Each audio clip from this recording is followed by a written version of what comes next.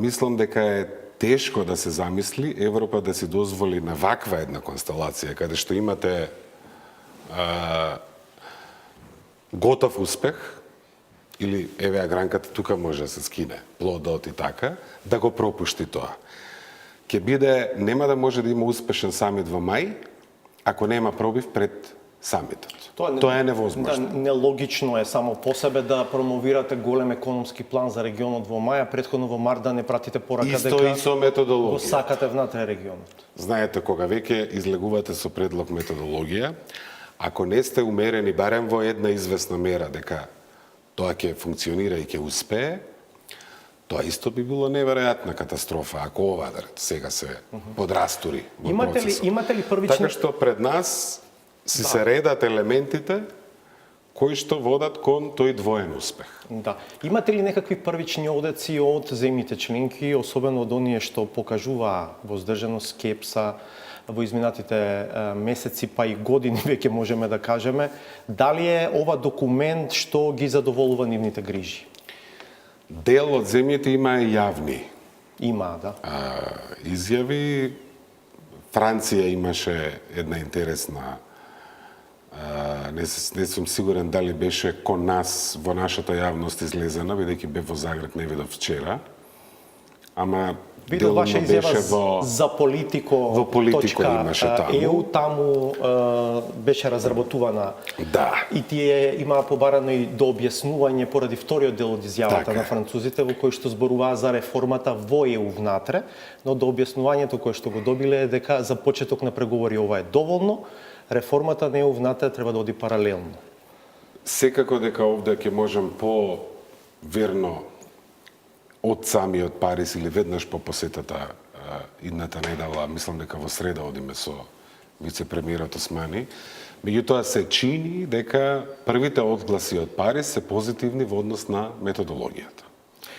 И се чини дека тоа овозможува Франција да се вклучи во процесот на одлучување. Сега, што е со Холандија и Данска? Тоа се две земји кои што се чини дека не беа толку гласни можеби во октомври, но според многу извештаи, јавувања, изјави после тоа, биле земји кои што покажувале воздржаност, особено за Албанија. Ако се инсистира и понатаму на одлука за двете земји во пакет, за Северна Македонија и за Албанија заедно, се чини дека е така, не само Италија и Германија го кажува истиот став, и Франција го кажува истиот став, тогаш ќе може ли во холандскиот парламент да помине одлука со кој што ќе се даде зелено светло на владата да се согласи со почеток на преговори со Албанија, што е со Данска? Може ли повторно на пакетот да заглави и Северна Македонија? Тука има три елементи. Ова е сега прилично хипотетички, малку ми е со страв ќе го одговорам. Или еве со внимателност прашањево. Прво, факторот Франција. Имаме една констелација на политичка атмосфера. Ако е Франција не, имаме друга, ако Франција влегува и е поотворена за ова да успее. А такви се сигнали. И методологијата и одлуката конечно да влеземе во пристапни преговори.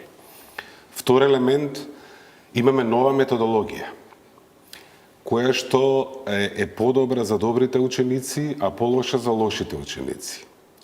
Бидејќи има повеќе бенефиции, дозволува предвремена политичка интеграција уште пред земјата да стане членка, ако оди добро со реформите, и повеќе фондови и награди ако има успех. Факторот Франција го спомнавме, тој е еден важен столб за одговор на прашањето што ќе прават другите, што ќе прави Холандија, што ќе прави Данска.